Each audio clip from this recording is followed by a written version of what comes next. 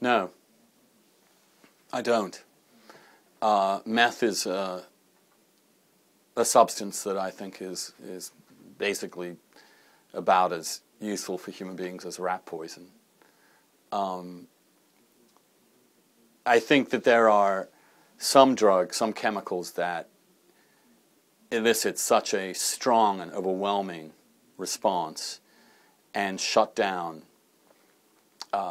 all sorts of inhibitions and pathways and create such antisocial behavior that regulating their availability is a legitimate option. The trouble is that we have taken that principle and applied it in such a random and irrational fashion that we've ended up discrediting all of it. If the drug war really were restricted to preventing drugs that truly were incredibly destructive for people, I'm talking about the hardest drugs, crystal meth, heroin, are the two that immediately spring to mind, but that allowed and regulated and legalized the use of soft drugs for which there have been no real indications of powerful chemical addiction, and also no great evidence of antisocial effects, then I think the prohibition on the really dangerous stuff would gain legitimacy, and the resources needed to counter it would be appropriate. As it is, we have enormous amounts of resources spent policing substances that are fundamentally harmless. I mean, and people know them to be harmless because they've used them. And we have, if you go to Europe, more so than the US, a whole generation has grown up on ecstasy. I mean, not grown up on it, but they've spent their formative years on E. And they're not finished. You know, our current president, and the last one, and the one before that, were all pot smokers at one point in their lives, okay?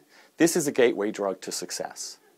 It is a sign of someone who often knows what he or she is doing and has absolutely every right to make him or herself feel better if they so desire. If it's not destroying them entirely, and it isn't, and if it doesn't obviously lead to them hurting other people, and it doesn't, then I think that's the principle involved. But I'm not a pure libertarian, I never have been, in the sense that I do think there are some social harms of really dangerous toxic substances that really should be restricted. I don't want, you know, 12-year-olds able to drink bleach. I mean, there are things that you don't want to do. But marijuana specifically is so harmless, provably harmless, has been around for so long in human civilization. We're talking thousands and thousands of years. This is not some novel chemical creation we don't know about. And occurs naturally without really that much needing to be done to be effective as a relaxant and a nausea reducer and pain reliever, that I'm just staggered there's even a question about this being illegal in America.